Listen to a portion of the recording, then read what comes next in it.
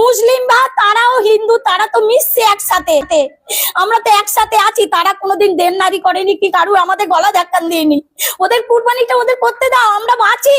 আমি কি করবো এবার, আমি কি করব? আমার এই 5 লাখ টাকা ব্যাংকে দেনা, আরো বাইরে থেকে 3 টাকা করে 4 টাকা করে সুদে নিয়েছি 5 লাখ টাকা, তাকে কি করে মেটাবো আমি? শুভেন্দু অধিকারী এসে তুই গদিতে বসে আছিস, তুই কি করছিস? মানুষকে এরকম করে হিন্দু ধর্মতে সবকিছু তো নষ্ট করে দিচ্ছিস। মারপিট হবে, শেষ হয়ে যাবে। আমার মতো লোক তো পুরো শেষ হয়ে যাবে। বড় লোককে পুরো পেটে লাথি মারছে, ও পুরো গদিতে বসে আছে আর গরিবদের পেটে লাথি মারছে। আমাকে নিয়ে যেতে বলো, গুলি টানতে বলো, এসে ফাইল টানতে বলো, গুলি এসে টানুক, গুলি এসে টানুক। আমি বলছি আমাকে গুলি টানুক, গুলি টানলে আমি মরে যাব, আমি নিশ্চিন্ত হয়ে থাকবো, আমার বাড়ি কোনো মহিলা আসবে না। আমি মাদের কাছ থেকে বুঝে টাকা নিয়েছি, আমি দাও, আমার গরু বিক্রি হয়ে যাবে, তোমাদের শোধ দিয়ে দেবো। আমাদের 2 মাস কি 3 মাস সুযোগ দেয় যে তোমরা গরু পরিষ্কার করে ফেলো, তাহলে আমরা গরুটা বেচার সুযোগ পাই।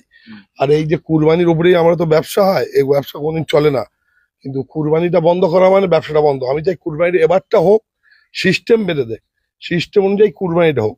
পরের বারে না হয় আমরা কুরবানির জন্য আমরা বেদির ব্যবসা করবো না, গরু পুষবো না, অন্য কিছু করে খাবো।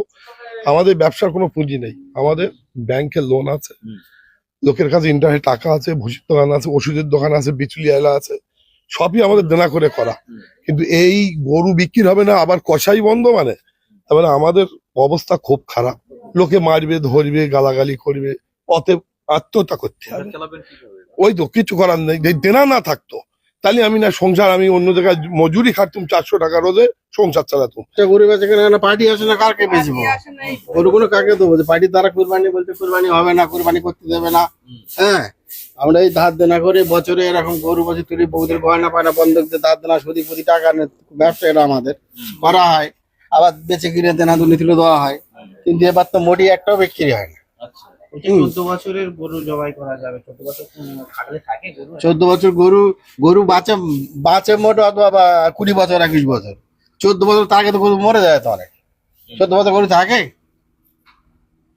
14 বছর গরু আপনাদের চলবে কি করে? আমরা চলবে কি করে চিন্তা, চলবে কি করে সেটা পরের কথা।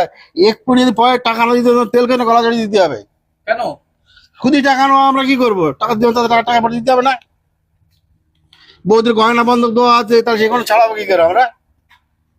কি করবেন এবারে গরুগুলো? আর গরু কি সেটা চিন্তা করছি, গরু যদি না বিক্রি হয়, যদি না করে, আমরা কি করবো এখন? কোথায় যাবো? সমস্যা ছিল না, না, কোনো সরকারের ঝামেলা ছিল না তো। আগে তো আজ তো আমার ব্যবসা করছি, আজ ধরো 18 20 22 বছর ধরে ব্যবসা করে আসছি, কোনো সময় আরাম দেখিনি, এই প্রথম।